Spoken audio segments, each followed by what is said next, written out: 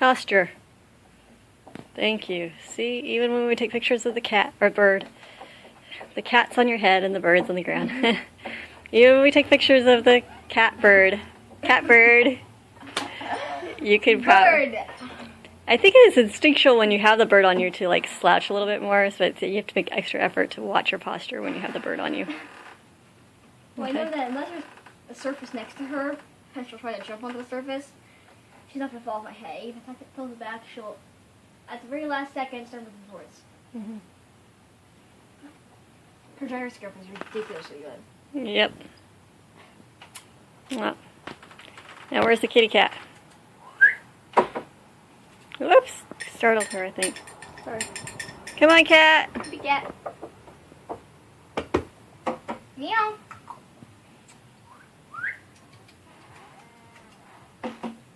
Meow. Okay, well, whatever. I think she's just stay out. Alright. Yeah. You know what? Why don't we just leave the door? Oh, because mosquitoes. It's just so hot in the house, and there's a nice cool air coming through. Bye, bird.